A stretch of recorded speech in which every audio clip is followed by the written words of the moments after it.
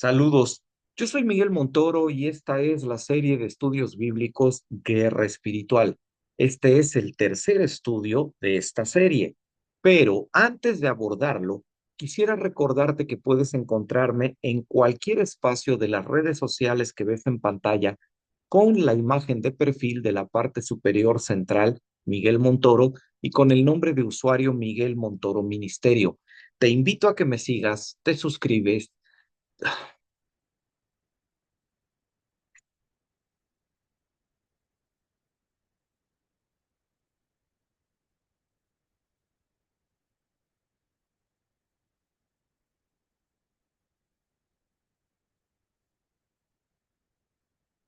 Saludos, yo soy Miguel Montoro y esta es la serie de estudios bíblicos llamada Guerra Espiritual.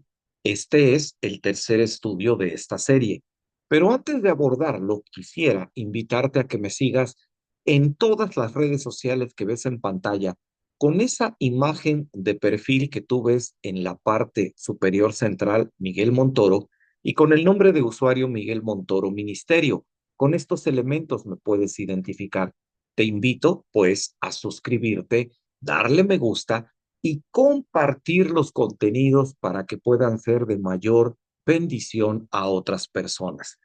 Estamos, como ya escuchaste, en la serie Guerra Espiritual, estudiando la Biblia, y nuestro tema se llama actividad demoníaca. Y como lo expresa la frase, hoy hablaremos en este estudio acerca de cuáles son las cosas que la Biblia dice que los demonios hacen, para que nos basemos en la palabra de Dios y no en la opinión de algún comentarista o predicador o de alguien que teniendo experiencia con la actividad espiritual nos quiere decir cómo es el mundo espiritual cuando lo más confiable siempre será utilizar la Biblia y solo la Biblia. Así que eso es lo que haremos. ¿Por qué vamos a hablar de actividad demoníaca?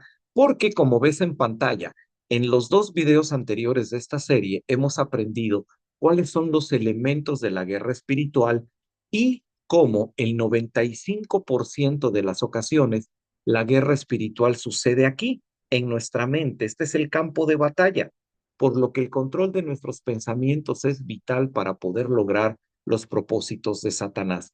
Todo ello, como he mencionado, lo puedes consultar en los estudios anteriores. Pero la Biblia también afirma con claridad la existencia de seres espirituales a quienes se les suele dar el calificativo de demonios. ¿Cuál es la actividad de estos seres y cómo ellos pueden ser piezas importantes en la guerra espiritual?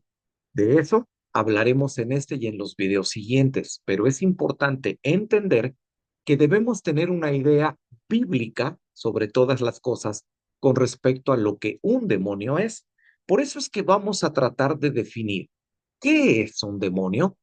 Es importante entender que durante todo el Antiguo Testamento, el concepto de los demonios no es claramente definido en las Escrituras, pero sí sabemos al día de hoy que en el pensamiento del antiguo pueblo hebreo, esto es, antes de que se terminara de escribir el último libro del Antiguo Testamento, existía la creencia en la existencia de unos seres que estaban entre Dios y el hombre, seres que se creía podían influir en el ser humano para bien o para mal. A estos seres se les calificaba en hebreo con la palabra daimon, palabra que eventualmente pasó a los idiomas modernos y fue traducida como demonio, pero que realmente hace referencia a esto. Sí, en el Antiguo Testamento se habla directamente de dioses extraños, haciendo referencia a deidades opuestas o contrarias a Dios. Y estos dioses extraños en las modernas traducciones de la Biblia, muchas veces su nombre es traducido incorrectamente como demonio. Ya en el tiempo entre los dos testamentos, la idea de la naturaleza demoníaca de seres que existen con personalidad definida ya empezó a manifestarse más abiertamente. En este tiempo incluso comenzó a hablarse en la literatura judía de demonios que tenían un nombre. Por eso es que con esta información y con lo que nos dice el Nuevo Testamento, Vamos a construir una definición basada en la Biblia que te comparto en la pantalla. ¿Qué es un demonio? Es un ser espiritual que se opone a Dios. Se cree que estos seres espirituales se rebelaron junto a Satanás o se rebelaron con independencia a Satanás. La Biblia habla de demonios libres y demonios que están encerrados. Así que no tendría lógica el hecho de que Satanás, quien es denominado príncipe de los demonios o principal entre los demonios, que es lo que significa la palabra príncipe, esté libre, mientras que aquellos que se rebelaron y son inferiores a él estén presos. Por eso es que con su posición en la Biblia, sin que esto pueda ser un punto doctrinal que deba creerse, podemos pensar que existen demonios que se rebelan junto con Satanás y son serviles a él, y aquellos que se rebelan aprovechando esa acción de apostasía de Satanás para ellos seguir sus propios intereses. Sea un caso o el otro, podemos decir que los demonios, todos ellos se oponen a la voluntad de Dios. Se asume que fueron creados en condición angélica, como ángeles con la imagen moral de Dios, a la cual renuncian. Y en el caso de los que son serviles a Satanás, participan de las actividades que Satanás promueve y lleva a cabo para atacar al hombre y así romper la comunión con Dios del creyente y, en el caso del no creyente, mantenerlo atrapado en el pecado y al creyente que cede a la tentación para, con esto, destruir su relación con Dios y poderlos controlar más fácilmente. Y en el Nuevo Testamento, como puedes ver en pantalla, los demonios son referenciados con la frase, con el nombre espíritus inmundos, que hace referencia, uno, a su naturaleza espiritual y segundo, a su moral. Inmundos, seres que solamente buscan, participan y se gozan de lo que desagrada a Dios. Teniendo esto en mente, vamos entonces ahora ya a analizar cuál es la actividad de los demonios para que la tengamos presente cuando ya en los siguientes videos hablemos de las diferentes situaciones que pueden presentarse en lo que la Biblia identifica como una guerra espiritual. Bien, primero, ¿qué nos dice la Biblia y qué vemos a los demonios haciendo en la Biblia? El primer libro de Reyes, capítulo 22, versículos 20 al 22, nos muestra a un espíritu, a un daimon, que se presenta delante de Dios y se ofrece para engañar al rey Acab. También la Biblia dice en Lucas capítulo 8, versículos 30, que los demonios se agrupan y en esa agrupación deciden identificarse con un nombre, en este caso, Legión. Además de ello, la Biblia enseña en el libro de Hechos capítulo 16, versículos 16 al 17, que en ejercicio de posesión, o sea, pueden entrar en dominio de la voluntad de un cuerpo mortal, manifiestan cosas sobrenaturales, como en este ejemplo, clarividencia, o sea, el ver cosas que no pueden identificarse por los sentidos ordinarios.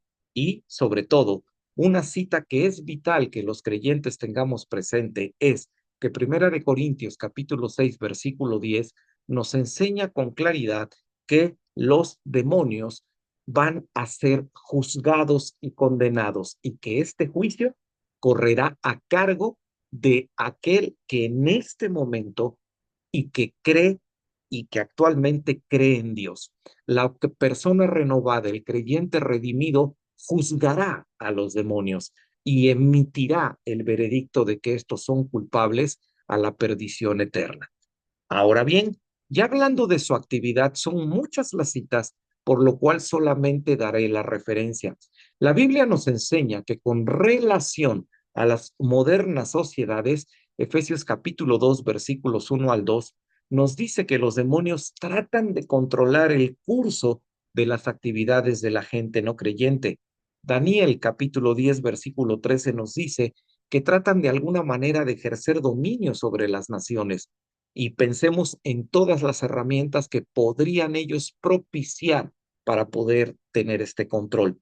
Por su lado, Primera de Timoteo, capítulo 4, versículo 1, nos dice que tratan de controlar las filosofías humanas, el modo la forma en la que los seres humanos piensan, incitándole a creer y propagar en ideas que no tienen nada que ver con lo que Dios enseñó, como serían los modernos humanismo o ideología de género. Además, con relación al concepto de Dios en el mundo, Isaías 14:14 nos dice que tratan de que el ser humano se centre en adorar lo creado, pero no en adorar al creador.